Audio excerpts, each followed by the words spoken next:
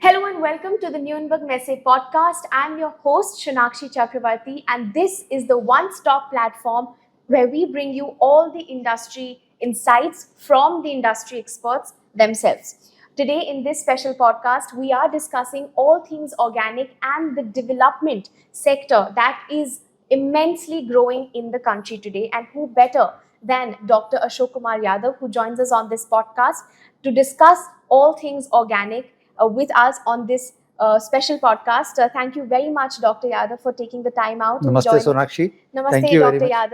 Yadav.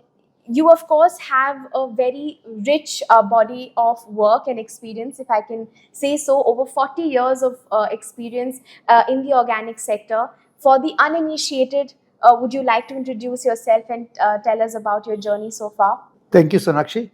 What Sonakshi has said about 40 years of experience in agriculture. But I started seriously working for organic agriculture, that was only in 2000. So now almost, you can say it's almost about 23 to 24 years of association with the organic sector. And I have seen it growing from scratch to that level. And I think everybody has gone through the statistics now that India has become almost the fourth or fifth largest country in terms of the area. And market is growing very well internationally as well as domestically. Right. Dr. Yadav, you are somebody who has, if I can peep into my notes, because you wear one too many hats in various capacities. You have been the director for the National Centre of Organic Farming. And of course, after that, you've gone on to become the president of the International Competence Centre of Agriculture, Organic Agriculture. You have also served with APEDA as the advisor for organic products. We are so honored and proud to have you on the Embark podcast. Why don't you tell us a little bit about the journey so far? Why do you think you chose the organic space? Sometimes something clicks you instantaneously. Long time back, I visited a farm and I saw the farmer doing the organic agriculture without using the inputs, and the farm was so mind-blowing.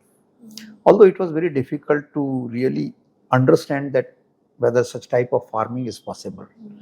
And then another striking feature with that farmer was he was able to sell his produce as organic, I am talking about year 2000, into the local market, and he was getting a very good premium, where all of the products are selling maybe around 5 rupees a kilogram vegetables. His vegetables were selling almost about 7 to 8 rupees a kilogram, and they were sold off quickly. So that was the point when I realized yes, this particular science also has lot of strength and potential, and we must move to that side. And all we know very well how we have grown over the years. Green Revolution came. Green Revolution took us to a stage where we became self-sufficient. Now proudly self-sufficient and proudly surplus also in many commodities. We are number one or number two. Now time has come. Let us focus more on the quality, sustainability, soil health, and also the safe and healthy food for consumers. And that is how we gradually shifted to this direction. Dr. Yadav, let's speak a little bit about, as we shift focus to the organic development sector in India. The market is presumed to be as big as, or at least over $1,000 million in 2022. It is also a space that is immensely growing. Now, for someone like you, what are some of the challenges? What are the changes, in fact, if I may rephrase that question, what are some of the changes that you have seen over the last few years when it comes to the organic space in India? If we talk about there are two things. One is the organic farming and the production system. Another is the organic products market. There had been tremendous growth in the country, no doubt. We started with 42,000 hectares in 2004, and today we are having almost about 6 million hectare area under organic farming, which is a certified. I am not talking about the non-certified area. With that figure, we are almost about third or fourth largest into the world. Now, there is a nice acceptance from the farmers in production. Our quality assurance system and the government support system ran parallelly, and we have grown to that level. Simultaneously, market has also grown. If you see the journey of market from 2000 to 2000, you can say 10, 11, that was the time when the organic agriculture was primarily export driven. Everybody was growing and everybody was aggregating and collecting and selling only for the exports. It was only after the 2012 and 13 then the domestic markets have started to grow. Now, most surprising thing is that few years back some studies were made which says that our exports are growing maybe at say about 13 or 14%, although there is some dip in the last 1 year. But domestic market is consistently growing at a CAGR of almost about 18 to 19%. So we see a good future. And another important aspect in the market in India which has grown is previously it was restricted only to the big cities, some niche market with the elite consumers. Now it has gone down to the tier 2, tier 3 cities, and even I have seen even in the small village markets also. Now farmers are coming with the label of organic, even the PGS logo sometimes they may be showing and selling, and there is a good offtake. So growth is very good. Only issue what we have been facing over the years is how to channelize the supplies, because our farmers are thinly located over the larger area. So sometimes what we feel is if there is a good connectivity among themselves, good volume of production is there from one single place, then marketability will be much easier. But in spite of all these things, markets are growing and I hope it will continue to grow. Dr. Yadav, speaking of growth, like you've elaborated in your previous answer, speaking of growth, what are some of the key factors that is driving this growth in the organic space in India? For example, we see a lot of investments in corporates, taking to the agri-tech space, using technology to bring about growth in agriculture. We see startups solely and wholly focusing on agriculture technology. What are some of these key factors that in your opinion is driving this change and this growth in the organic space in India? Two major things are there. One, among the policy planners, government and the corporates, we have seen a growth of conventional agriculture. Now with that growth, some problems have come, some issues of sustainability has come, and some issues of food safety have also come. So now from the policy planning process, push has been that let us move towards that side, that while we sustain the production, we also sustain the quality and keep our resources in good conditions. That was the one. Another was among the consumer awareness. There has been a tremendous shift into the consumers' preferences, especially if you see after the COVID, there has been tremendous demand for safe and healthy foods. Organic was one of the most preferred one. So this is awareness among the consumers and the desire to have access to the good quality food which is not grown by the chemicals. That is also driving the growth in the market. Okay, so two major factors. Yes. You see that there's a desire amongst people in terms of consumption, and of course, people just there's a shift from conventional to organic farming. Sustainable there is production a sustainable system. production. We have seen that the government has introduced soil health card under the Yojana, which is the soil health Soil and health card fertility of Rashtriya Krishi Vikas Yojana. How will these schemes really benefit the farmer at the end of the day? And how much is the accessibility to these? Soil health card scheme is exactly not connected with organic. It's a general scheme which tries to reach to the every farmer. This scheme provides that every farmer field must be tested at least once in 3 to 5 years, so that the farmer knows what is the status of the health of the soil. And based upon the health of the soil, he can take the corrective measures, he can use the appropriate mixture of the nutrients. So during the last 5-7 years, more than 23 crores of the soil health cards have been issued across the country. And a soil health map has been prepared for almost all the states, where farmers can access it through online platform, find out what is the status of the local soil and how much nutrient it needs to add into that, so that you use only the required amount of nutrients which is needed by the crop, not the excess ones. So that's a good scheme and it is continuing. And this scheme is open, whether you are an organic farmer or a conventional farmer or a horticulture farmer, for everybody. And there are solutions. Along with the soil health card, if you are organic farming, there is a solution for organic farmers. If you are a conventional farmer, then there is a solution for a conventional farmer. So depending upon crop you are growing, depending upon the sector you are, you get a good ideal solution from the soil health card scheme. Dr. Yadav, what strategies, according to you, should the government take to in order to not just grow in the organic development sector in India, but especially to ensure that there is a boost in exports? What are some of these strategies that the government must take to, or is already taking to? Government basically is a facilitator. Government is responsible for creating the environment which promotes the sector domestically as well as internationally. That is the one. And through some schemes also, government may make effort to at least kickstart the program and attract the attention of the other state government and the industry, that government is also willing to promote this one. So we have promoted the entire sector in that way. You may be knowing it very well that about 7 years ago, government started 2 dedicated schemes. One was the Paramparagat Krishi Vikas Yojana. In English, you can say the Traditional Agriculture Development Program.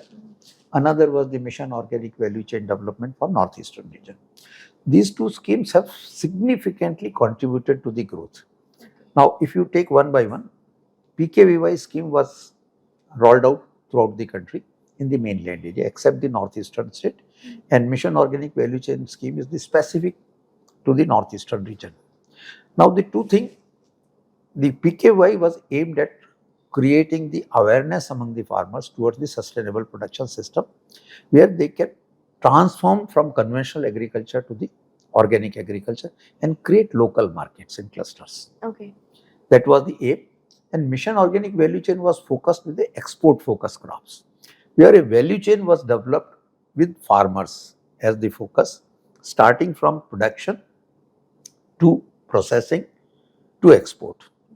And they were supported with formation of POs, they were supported with the post-harvest value chain infrastructure like collection aggregation centers, grading centers, then the cold rooms. Each FPO was also provided with transport vehicle. So that way we have tried that farmers get organized and they themselves become the entrepreneurs. And instead of only involved with the production, they should also come out of their farms, value add their produce and sell it to the direct buyers. And we have successfully done, if you see, 6 million I said, it's the overall area. Out of that, these 2 schemes in last 5 years have added almost about, say, around 2 million hectares. They have been added by this one. And rest is the, ultimately all these initiatives have to be taken by the farmers and the industry by themselves. Government creates an environment and a facilitative policies. Now, among other policies also, like quality assurance. We have 2 quality assurance systems. One is the NPOP, which is for domestic as well as for export. That is comparable with any international norm. And we are exporting within that certificate, we are exporting to almost about 24 countries. Okay. There is another certification which is a low cost, simpler one, known as PGS system. We introduced it in 2015-16, and I am very happy to say, now India PGS system is the largest PGS system in the world. Put together, I think if we see in the entire world, there may be almost about 2 million farmers in the PGS. And out of them, 1.4 million are only in the India. So our 70-75% share is with us in the PGS. So that is how the government provides the facilitation. And now supporting, like one more initiative government has taken up very recently, marketing has always been a difficult issue, aggregation, because farmers are located far off. So one aggregation chain was missing in between. Okay. So I hope you may be knowing very well that Government of India under Ministry of Cooperation has recently launched a multi-state organic cooperatives limited. It's going to be a multi-state cooperative society on the pattern of Amul, where and it will be exclusively for organic. So in this, they will be aggregating the material directly from the farmers or their PACs, primary agricultural cooperative societies, storing it, value add processing it, and also they will create a network of the retailers across the country. Now, one plus point with this organic cooperative society is the promoters of this one, multi-state organic cooperative society, is the Amul, NAFED, NCDC, NCCF, and NDDB. So these organizations, they have already their network of the retailers across the country, network of the aggregation points and as well as processing. So they will, this cooperative society will be leveraging the strength of the Amul and all these organizations like Amul hai, Nandni hai, Mother Dairy hai, all these things will be roped in so that they can straightway reach to the farmer. And we hope with this particular initiative, the domestic consumption of the organic will increase manifold. Which in fact brings me to the question, and I was going to ask you, how do these industry leaders, how does roping in these industry leaders and big players in this space, like you mentioned Amul, how does that drive that change? What can Amul as a big player really do to... You know, first thing is that all the big players like Amul, or we can talk about the other cooperative giants also, you know, they are already successful and having experience in collection of the material from directly from the farmers and delivering it to the consumers. One very big advantage for the farmers is they shorten the value chain to a very significant level. Now, like Amul, they buy the milk from the farmer, they have their block level, district level cooperative societies. It goes through that chain and reaches to the factory of the Amul, and within 24 hours it reaches to the consumers. That is how they wanted to leverage their strength in collection, aggregation, processing and transportation. They have the infrastructure. But so far, like Amul, they were dealing only with one single product, milk. Now they will have to go into the multiplicity of the product. I think they will be bringing a lot of value addition, lot of new innovations in this one, and they'll be coming up. And similar to that, you know, other industry players are also there, those who are there in the field from almost last 20 years. They have also grown and they have created an awareness among the consumers. And speaking of which, the Ministry of Agriculture has been an ardent supporter of our show, BIOFACH, which is a platform, which acts as a platform, an enabler between businesses, people, exhibitors, entrepreneurs, where ideas meet. What would you like to tell BIOFACH, your wish list and a message for Nuremberg Messe?